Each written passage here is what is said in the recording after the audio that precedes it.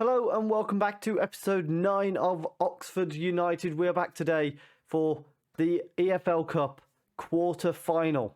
So as you would have seen in the most recent episode, we did get through to the EFL Cup quarter final. Since then, we had a 1-1 draw with Plymouth, a 1-0 win against Reading, 1-0 loss to Hull City, 2-1 win against Derby County, 0-0 draw with Bristol City, followed up by a 1-0 loss to Brighton, who, to be fair, are one of the teams that got relegated. 0-0 draw with Middlesbrough, 2-2 draw with Huddersfield, and most recently a 1-0 win against QPR. We return today for a game against Birmingham, and then, of course, the Southampton EFL quarter-final game. Hopefully, we can pick up a win against Birmingham and give ourselves some momentum heading into what's going to be a tough game against Southampton. But you never know, we just might pull something off. Just before we get into that game, if you are enjoying the content on the channel, I know it's a little bit scarce at the moment, but please do leave a like down below. Comment what you think we can achieve this season. Do you think we can beat Southampton? Subscribe if you are enjoying the content. And as you can see here, we are currently sat 7th in the league. So already, we're looking pretty safe. I think we'll be absolutely fine from avoiding relegation. Let's go and see if we can pile some misery onto Birmingham. Our lineup today, we've got Walton in goal, a back four of Long, Fredrickson, Pinnock and Bagan. Sanchez as the holding midfielder with Bakinson and Williams in front of him. Brown on the right, Shoretire on the left and Harrott up front. The one problem with going this deep in the cup is we are playing a lot of games and our players are getting very tired. We've got a highlight early on here. Brown with a corner kick. He's going to send it into the box. Bakinson's in there but heads it over the bar. Free kick from the right-hand side. Brown sends it again to the far post. Pinnock with the header. We lead 1-0 against Birmingham.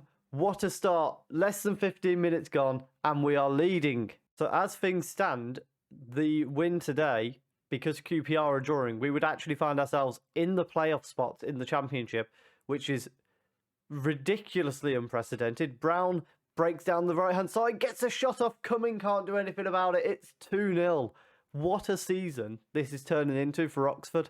Free kick from the edge of the box here, and it is Brown that stood over it. Can he get a shot on goal? He can find the top corner. In off the post, it's 3-0. We're walking it. However, Brown then suffers an injury. It's a potential knee injury, so that's far from ideal. We're going to bring Goodrum on in his place. And as we approach half-time, 3-0 up, it has to be said that this has been a fantastic performance. We do go in at halftime 3-0 to the good. And quite frankly, I think in the second half, we're going to be looking pretty early on at who do we want to rest ready for Southampton. And that is what we're going to look at now. Odonka's going to come on for Harrott. And Abu can come on for Long. I'm just looking at where else we could. I think Bakinson can come off for Coventry. And we'll leave it there for... You know what? No, we're going to bring Murphy on for Shoretire as well. Full sale changes as we prepare for Southampton, which is on Tuesday. This game's on the Saturday. So we're also going to give them a rest in between the two games. So we do just maintain that 3-0 lead from the first half. Can't complain. We did take our foot off the gas because there was no need to keep pushing.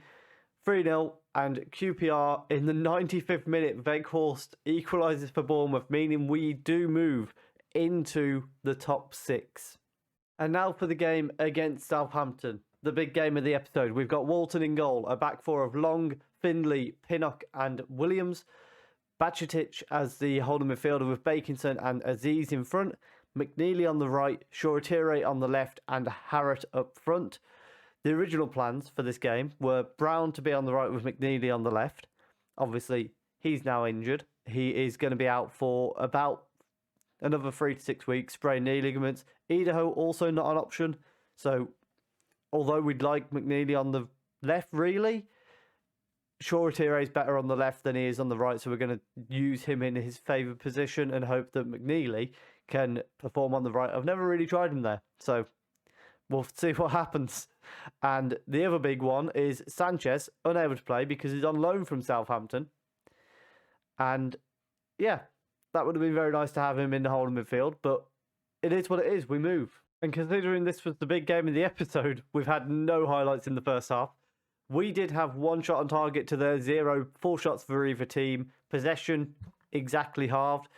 Southampton actually had a clear-cut chance, didn't make it onto a highlight, so I don't know what that's about.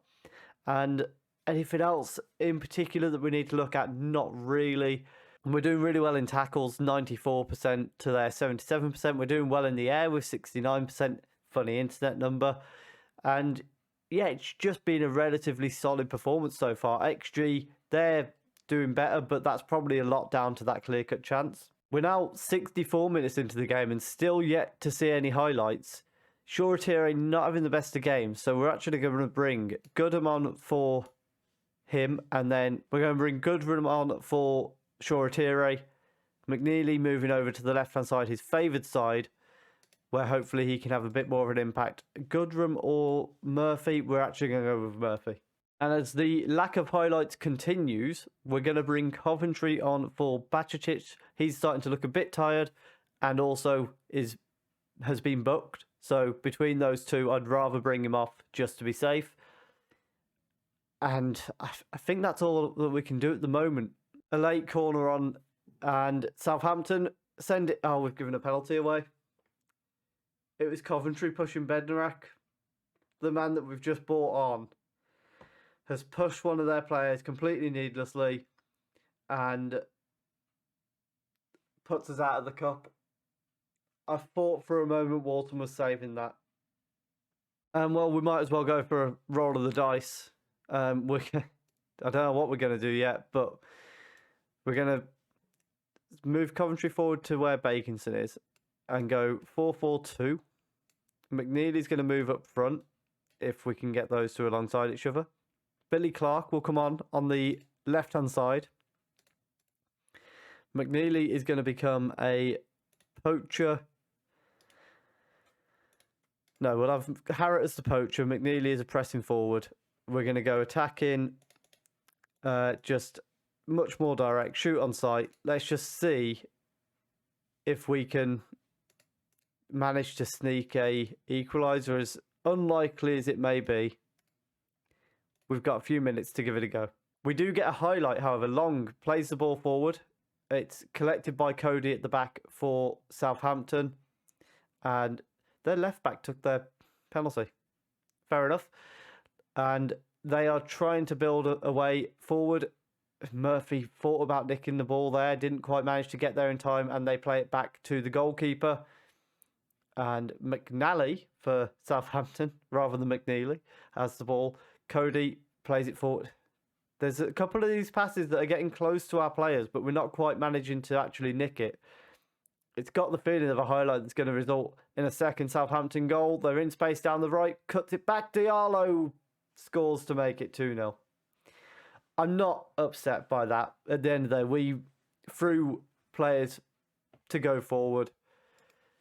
What else was there to do at 1-0 down in the cup? We do go out to Southampton, but as I say, we gave a good account of ourselves. Had it not been for a penalty, I think it was going down to extra time, most likely. But to get all the way to the quarterfinal and go out to a Premier League team was well fought, and in the end, just a step too far. So as I say, in the end, a step too far in the Carabao Cup, but a fantastic run up to that point. We've got Leicester in the third round of the FA Cup. So I think what we'll do is we'll come back for Leicester and Bournemouth and see how we get on in those games. We lost 1-0 to Bournemouth earlier in the season. Can we turn it around against them? They're sat 12th, so they're not in fantastic form themselves, to be honest. But it makes sense for us to come back, see if we can upset Leicester like we did Norwich and like we didn't Southampton. Out of interest, Leicester currently sat second in the Premier League. Oh dear. That could be messy. If you have enjoyed that, please do leave a like down below. Go and check out, I'm releasing some other stuff. We've had some Pokemon come out on the channel recently.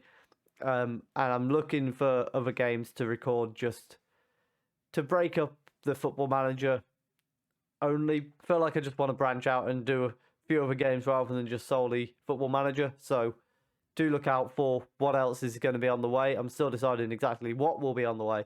But as I say, subscribe if you're enjoying the content, and thank you very much for watching.